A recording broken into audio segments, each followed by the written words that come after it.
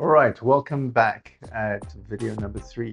And this week we're going to look at how we can rewire thoughts in your brain. What if I said to you, your brain is consistently hiding things from you? Stick around because in this video we're going to explore just that. And we are also going to uncover a mind hack that will allow you to start changing the way that you see the world. Welcome to this video. I hope that video number 2 was really informative and powerful for you to experience. And I hope that the exercise that you did changed your state and you experience your life in a different way, right? If you had any positive experiences from the homework in video number 2, then note them down below. Looking forward to hearing all about them. Right, now onto this video of this week. And like I said earlier on, Wayne Dyer once said, if you change the way that you look at things, the things you look at change. And today I'm going to show you and prove to you how that practically and literally works. Right, so before we start, I'm going to ask that you look around the room that you're in, right? And look for something or look for the things in the room that are red. And now, as you look around and you look for everything that's red in the room, okay? Now bring your awareness back, maybe close your eyes, and now tell me about all the things that you saw that were blue. So I tricked you there a little bit, right?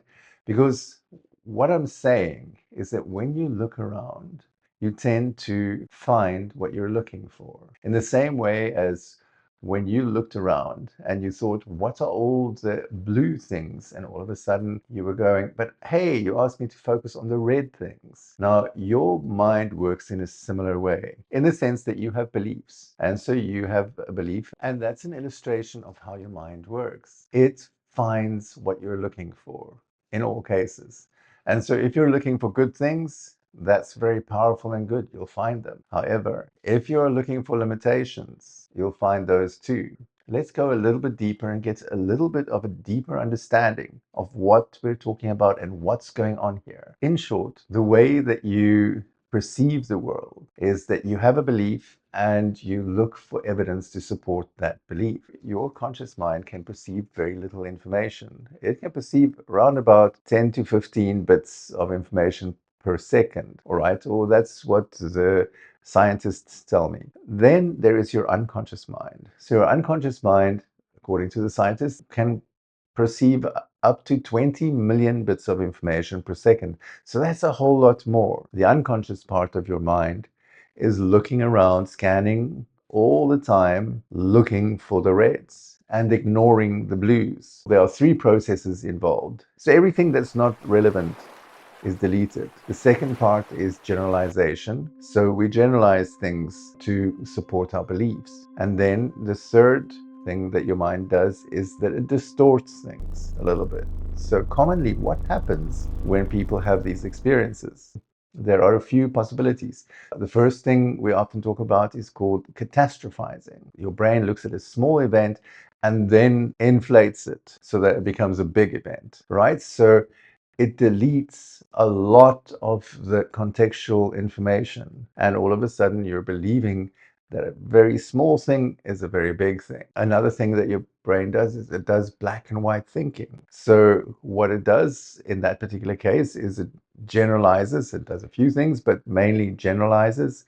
And all of a sudden, it's very white or black when something could have many nuances to it. But you're not able to see that when your brain does this, right? And then another thing that the brain does is mind reading. When you are very clear on what somebody else, sometimes your partner or maybe your boss or manager is thinking, when you really don't have a clue at all. And sometimes you think that you're going to get fired only to find out that you got promoted.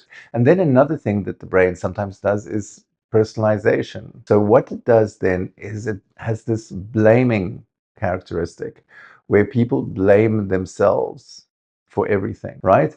And as much as I believe accountability is a good thing, blaming is where people commonly believe they did something wrong and they're at fault or they are broken in some way. When I work with people, I often would suggest that let's pretend that everything in your world is there as a result of your creation. That means that everything in your world, whether you like it or whether you don't like it, is created by you. Now, that gives you the capacity to be accountable. That empowers you to do something, because if you created things in one way, then it gives you the opportunity to create it in another way. Whether it is true or not is less important right now. I just want to create the distinction between blaming and being accountable. We can see what kinds of havoc to change those kinds of thinking, as well as many other thinking patterns that bother people. And in a few minutes, I'm going to show you just how you can do that.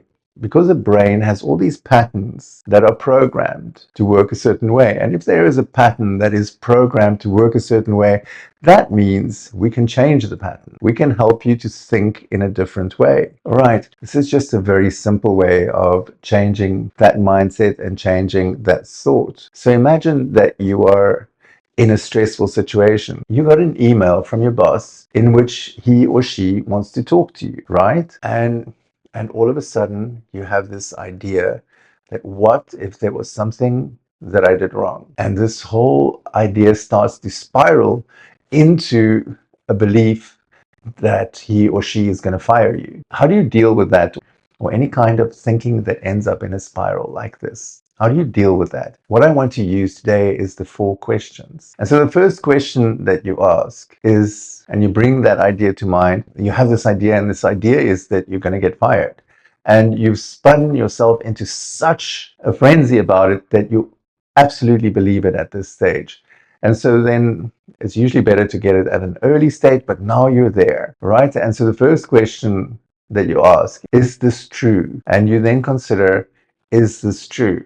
Well, it might be true, so that's not that it's not true, but it might be true. Then we bring the second question. Can you absolutely know that it's true? In other words, is there absolutely no doubt in your mind that you know what is going to happen in that meeting in the future? And most often, with these kinds of thinking, that breaks the pattern, because there's no way that you can absolutely know what is going to happen in the future. Now we get to the good part, and you ask yourself, how do you react when you believe this thought? And that might be with anxiety, that might be with stress, that might be any range of unresourceful emotions. That means those emotions leave you in a place where you can't do anything about it, right? And then the fourth and final question. So who would you be without this thought? So if that thought was completely gone, who would you be? You might be in a really good place, but what you've just done is you've broken that pattern and you've weakened it for the next time. You're taking a step closer to becoming a more resourceful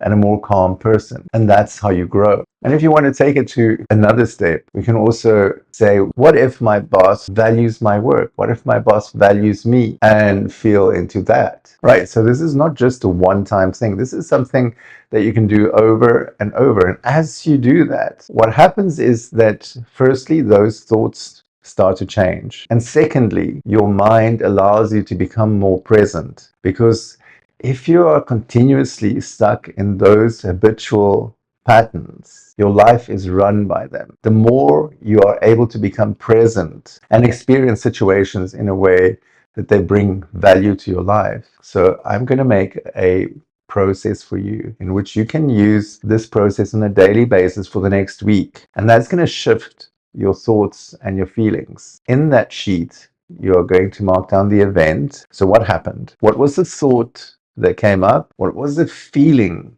that I felt? And then what was the challenge? And what was the new balanced thought? So which distortion hits you the hardest? Is it catastrophizing, mind reading? In the next video, we're going to get to the touchy subject of managing your boundaries and what that means. It's a tricky subject that seems quite simple, and so many people get it wrong. So if you enjoyed this content, you want to see that video, then click like and subscribe, and looking forward to seeing you in the next video.